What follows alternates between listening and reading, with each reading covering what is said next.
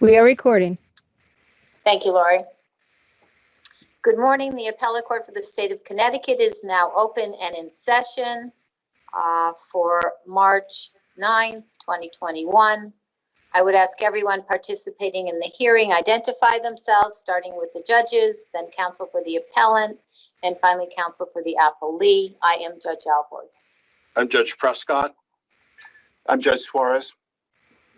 Good morning, Your Honors. I'm Theodore Koch for ALFREDO Gonzalez, the petitioner appellant. Good morning, Your Honors. Rocco Terenza, Assistant State's Attorney on behalf of the Commissioner of Correction. Thank you. Counsel, prior to this argument, you received procedural instructions. I believe you both have also been in this mode before with us. Do you have any questions before we begin? No, Your Honor. Okay, I also wanted to remind you that starting last week, all of our arguments are live streamed on YouTube. The Chief Justice has decided that this should include all cases, including those involving protected information. So please be cautious about the protected information, and there is obviously no need to disclose that if it's identifying information. I also want to remind you, having nothing to do with the council here, but we've had some recent incidents of council doing things on this live streaming that they would perhaps do in their living room and not in our courtroom. So we're trying to avoid that. So just a reminder, again, having nothing to do with both counsel here, but just keep that in mind. Okay, Attorney Koch, would you like to reserve any portion of your 20 minutes for rebuttal time? Yes, please. 5 minutes. Okay. Okay, I'll be keeping track on my iPhone. So please begin. Thank you. May it please the court, Theodore Koch for Mr. Gonzalez. This is a case in which the simple but oft discussed concept of proof beyond a reasonable doubt of every element of the offense comes into play. I believe that a rundown of the history of the case law is important to establish the context. But first, I will just say that the issue here is whether the state has the burden to prove in a prosecution for accessory to manslaughter first with a firearm that the accessory have the intent that a firearm be used beyond a reasonable doubt. In 1970, the Supreme Court said that the state has the burden to prove every fact beyond every element beyond a reasonable doubt. That was in Winship. In Mulaney, the Supreme Court said that the state of Maine cannot make a defendant not put the burden of proof on a defendant in a murder prosecution to prove heat of passion. Then 2 years later, the Supreme Court in Patterson issued a decision on a remarkably similar case, but went the other way on it, said that the defendant can have the burden to prove extreme emotional disturbance. It's our position that these two cases are very difficult to reconcile, if not impossible. And we're in good company because Justice O'Connor in her Apprendi dissent and Justice Powell in his Patterson dissent both say as much as that. They say the same thing. There's essentially two concepts that are at play. Who has the burden of proof? And Counsel, let me interrupt you for a minute. So the state argued in their brief that that you cannot, it's not appropriate to use a habeas proceeding to engraft a new constitutional rule when you could have raised this claim by direct appeal, and that this just isn't the appropriate forum to do this. Your response in your reply brief was simply that the state argued that the federal habeas petition, in response to the federal habeas petition, that was not the proper forum. But they're arguing that any habeas case is not the appropriate vehicle to do this. And you didn't really respond to that argument. Yes, Your Honor. Well, the first thing is we did allege ineffective assistance of appellate counsel in the habeas. Judge Bott did not even get to that question because he felt that he couldn't answer whether it was effective of appellate counsel because he felt constrained by the law that exists at the time. So, but doesn't that bear upon whether or not appellate counsel was ineffective? Because if the law at the time was contrary to the position you're taking here, it simply wouldn't be ineffective or deficient performance for appellate counsel not to raise it in the direct appeal. Well, Your Honor, that's where I think that the law, it's not so clear, in my opinion, that the law did not compel this result. All right, but even by saying it's not so clear, unless it was an obvious appellate claim that could have and should have been made, it just simply can't be deficient performance. I would say that it is an obvious claim that should have been made, because if one reads Apprendi and has a proper understanding of what Apprendi means, then the decisions in the cases that follow, particularly Aline and Haymond, are completely unsurprising. Because, and I think that Apprendi should have controlled this case back in 2008 when it was on trial. Because Apprendi says any fact that raises the statutory maximum of a penalty, that raises the exposure of a defendant, is an element of the offense that has to be proved by the state beyond a reasonable doubt to a jury.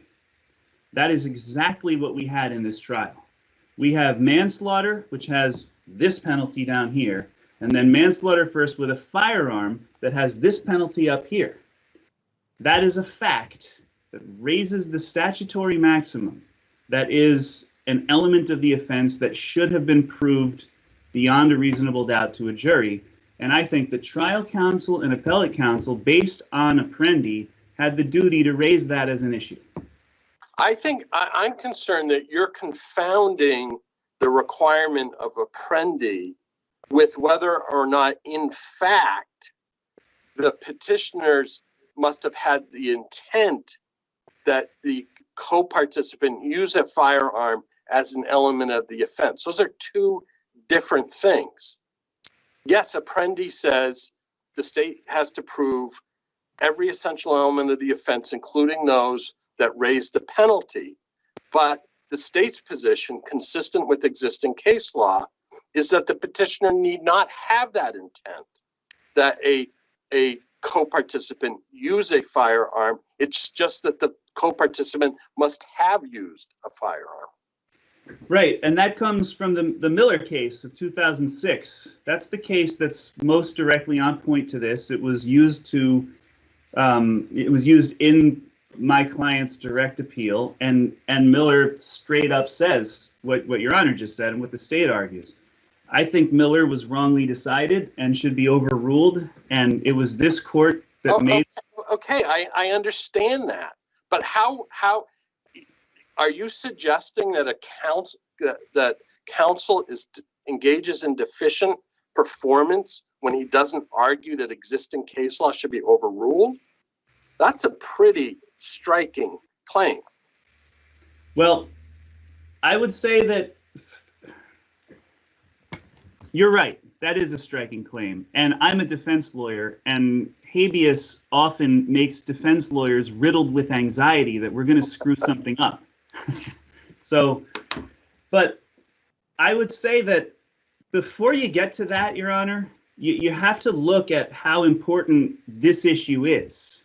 And I would say that in this particular case, I mean, Attorney Donovan testified as our expert witness, and look at his testimony and what he said, and you can take it from him rather than me what trial counsel and appellate counsel should have done. I called him as a witness, and he had some thoughtful testimony about that. The point, the Haymond decision from 2019, I think, is particularly instructive because Justice Gorsuch reminds us how important how important the reasonable doubt standard is, and how important juries are, and how important it is to our constitutional framework. So you have to keep that in mind when you're thinking about what a trial lawyer should do. Like, if it's some loophole argument or some clever, like the Savage decision in the Second Circuit with, then no, there's no duty to come up with something clever. But when you're starting with Winship, defense lawyers really should think hard about how the case law that's impacting their case was really decided. A lot of the case law that is used against my client in the state of Connecticut relied on the case of McMillan, which was a 1986 case that Alene overruled. So State versus Ray, which was used against Mr. Gonzalez, relied on McMillan, and Alene overruled McMillan. So before you get to the effectiveness of counsel issue, you have to decide whether we're right. And if you decide that we're right, and that this is something that the state should have to prove, then you can figure out whether counsel was effective or not for missing that.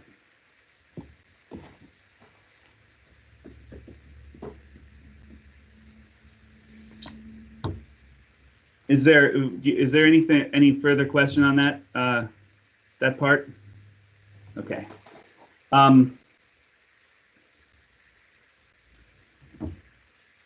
I guess I should talk about Teague, because Teague versus Lane is a case that determines whether a constitutional right can be implemented on a collateral review such as habeas.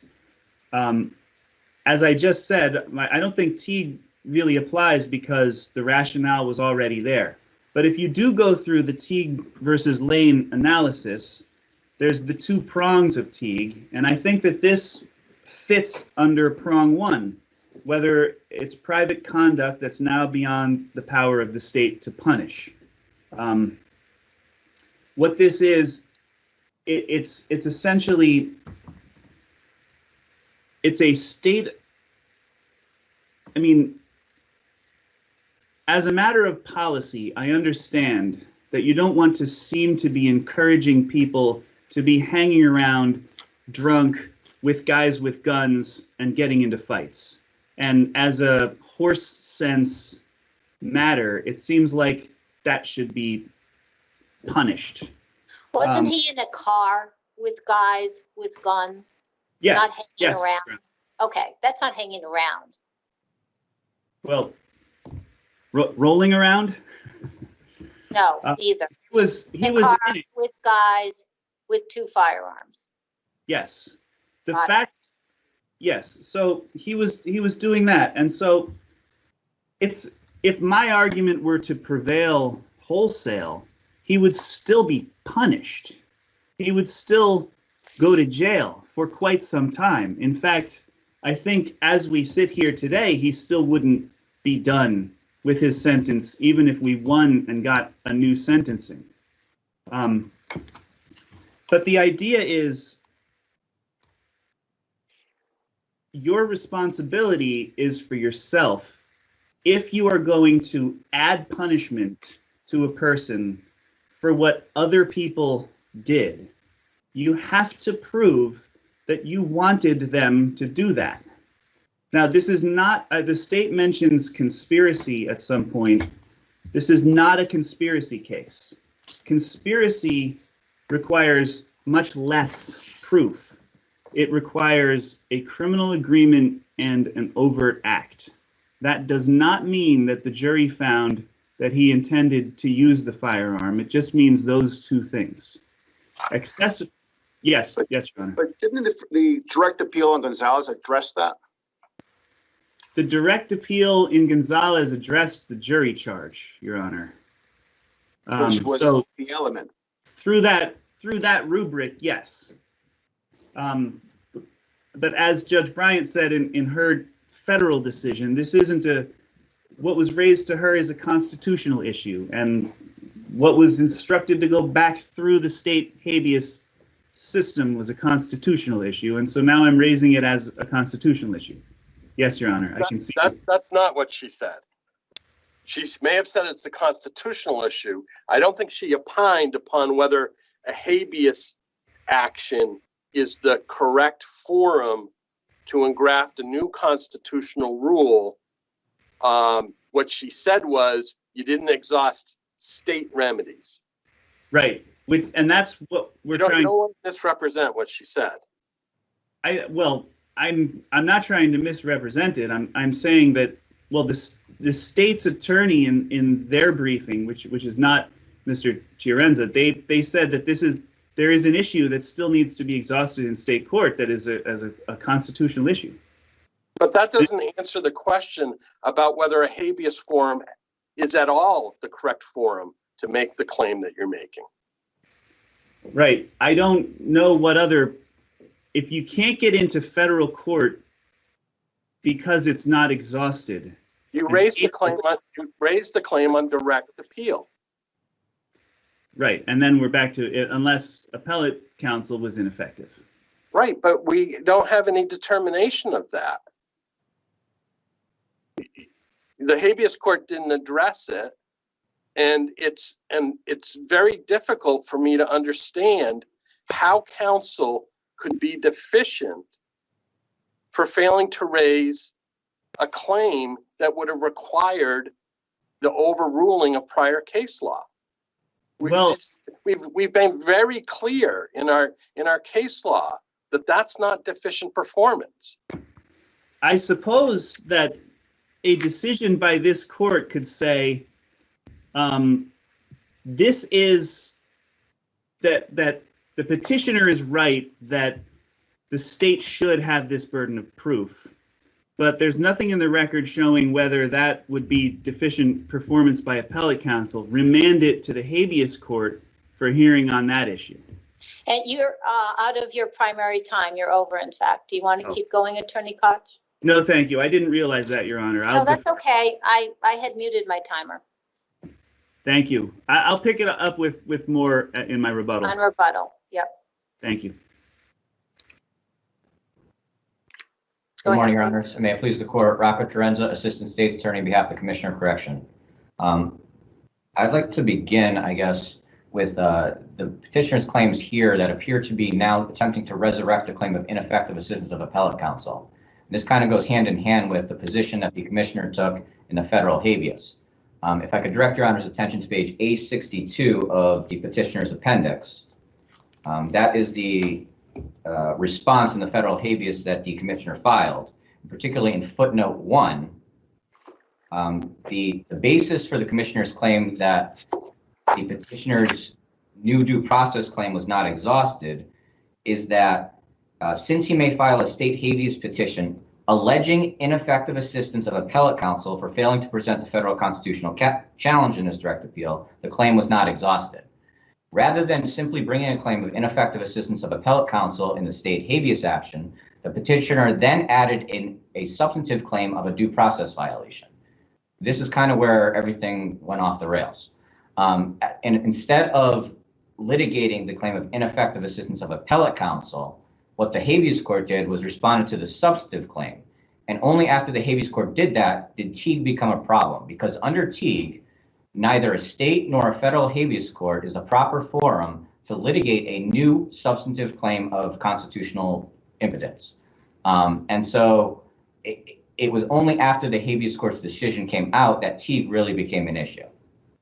And Attorney Terenza, what I understand your position to be, well, I would like you to clarify it.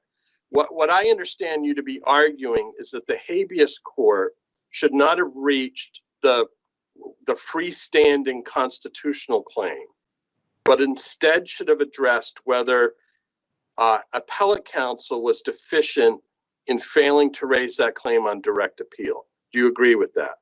Correct. That would be the only thing that would properly be before the habeas court. And so should we remand the case to the habeas court to do that? No, Your Honor. Why? Well, I mean, I think that the manner in which, well, first off, that issue hasn't been properly presented to this court. The petitioner has now abandoned any claim of ineffective assistance of counsel by failing to brief that in his appellate brief. The only claim he's presented to this court is the substantive due process claim. And so in responding to that substantive due process claim, that's where Teague becomes implicated, because no habeas court has the authority to actually recognize a new constitutional right. So I believe it was the petitioner's option. He chose how to plead the case below.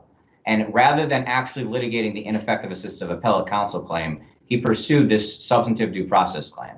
So you would like us to affirm the habeas court on the basis that the habeas court should not have reached the freestanding claim, but given that it did, it just was improper. The petitioner can't get any relief on that claim, even if the court had properly addressed it. Correct, Your Honor. Okay. And I think that's somewhat consistent with Dupere v. Solnit. In Dupere v. Solnit, it was a habeas court that actually recognized a new due process right in the habeas action. The commissioner then took the appeal and argued under Teague v. Lane, the habeas court lacked the authority to recognize that new rule, and the Supreme Court affirmed on, or reversed on that alternative ground, that the habeas court lacked the authority to recognize a new rule. I think that's where we are in the context of this case. I think this court should affirm on the basis that the habeas court lacked the authority to recognize a new rule under Teague v. Lane.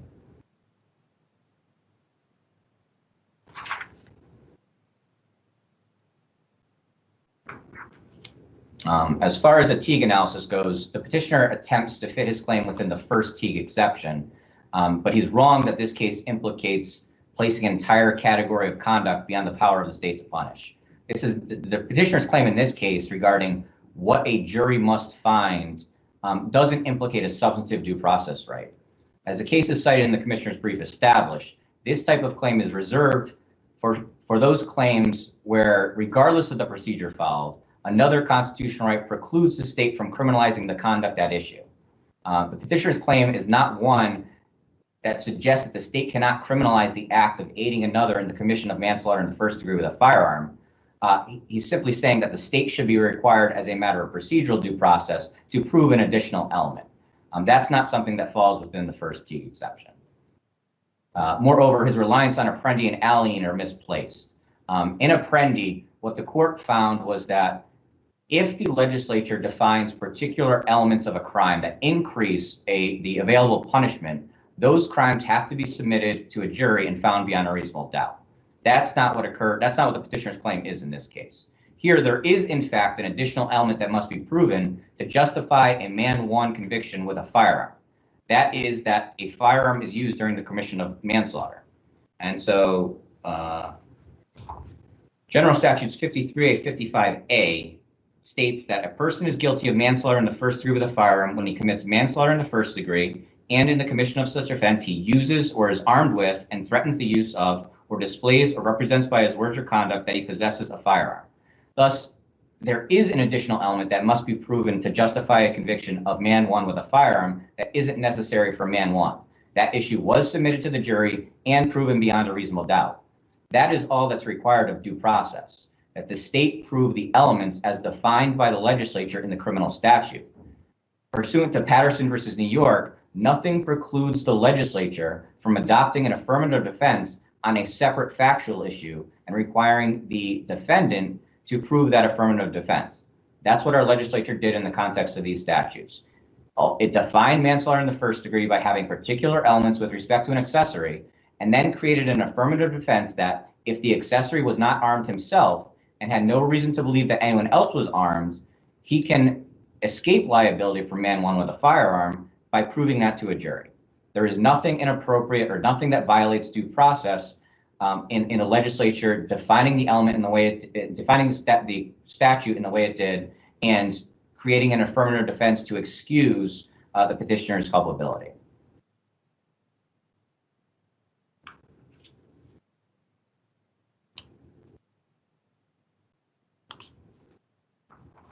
The petitioner has claimed that Ray should be, the effect of Ray is minimized because it came out prior to Alleyne. However, I would note that in State v. Evans, which was decided in 2018, the court reaffirmed Ray after Alleyne came out. So under the state of the law in Connecticut, nothing precludes, there's no violation of due process, and nothing precludes the legislature from defining the elements as it chooses, as it sees fit, and then creating affirmative defenses that a defendant must prove.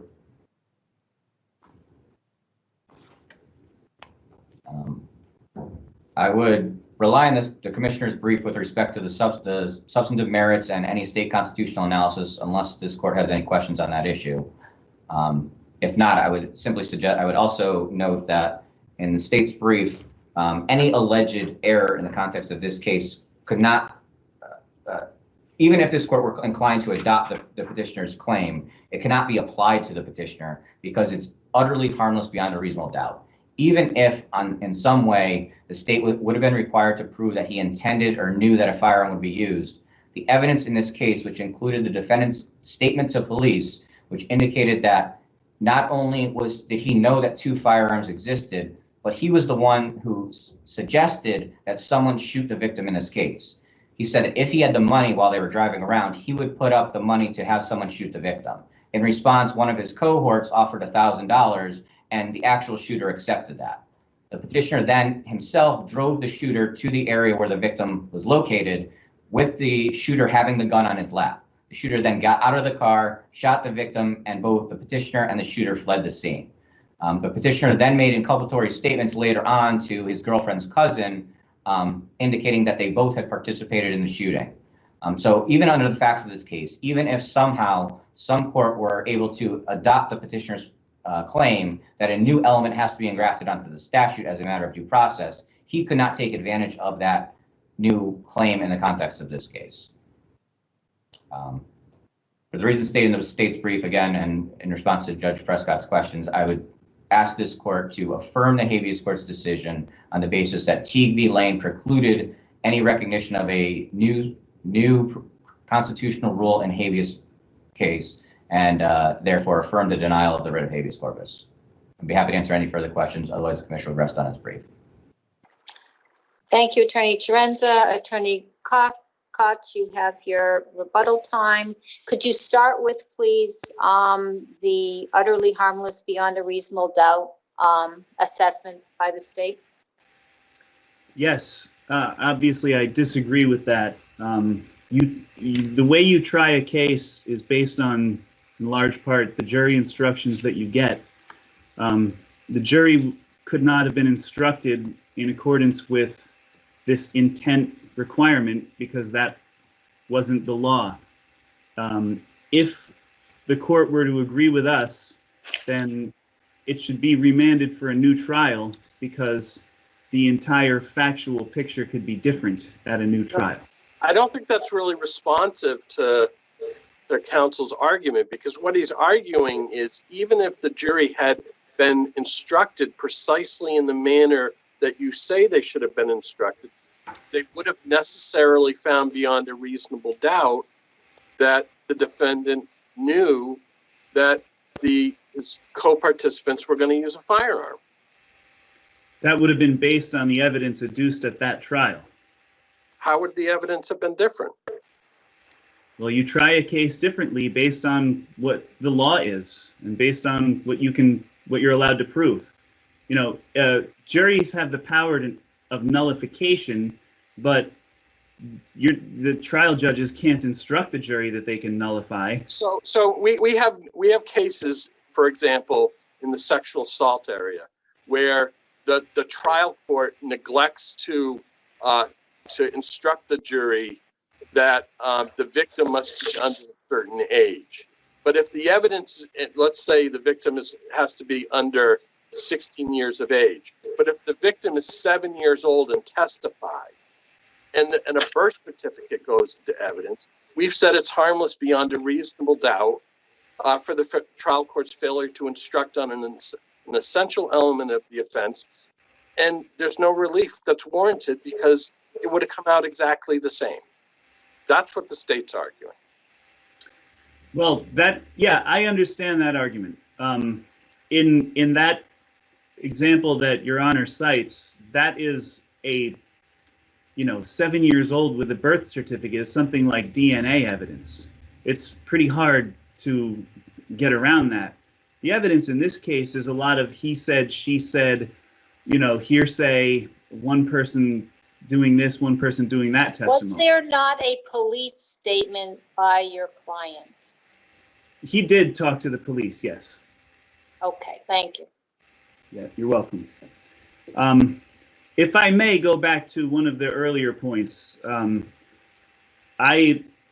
state's, well, let me just say, you cannot make a claim of ineffective assistance of appellate counsel for failing to raise a constitutional issue without getting into what that constitutional issue is and whether it would prevail. So the state says I abandoned the actual ineffective assistance of appellate counsel claim in my briefing. They didn't say that in their brief. I didn't. But Attorney Koch, once you say that the claim necessarily would have required the overruling of prior case law, I don't think you need to dive into the merits any more than that. It's just not deficient performance. We've said that. Well, I'm talking about whether or not I abandoned the issue of effectiveness of appellate counsel. I was responding to the decision issued by the habeas court, which didn't get to that, Your Honor. So, again, it may be helpful to have the habeas court make a finding on that. But do anywhere in your appellate brief do you argue that the habeas court's judgment should be reversed because it should have reached that claim? No. It's an interesting decision. The habeas court's decision. It's quite long, and it was interesting to me that the court didn't get to that claim. And again, this is, there is there's sort of a restrictive view of what habeas corpus is for, and then there's an expansive view of what habeas corpus is for. And if people can't, if you have a constitutional violation that exists, and the only way a person can remedy it is through habeas corpus, they should be able to do that. Thank you, and that's the last word. Our time is concluded for this matter. Thank you, counsel, for your passionate arguments, and we will leave the courtroom. Thank you, Your Honors. Thank you, Your Honors.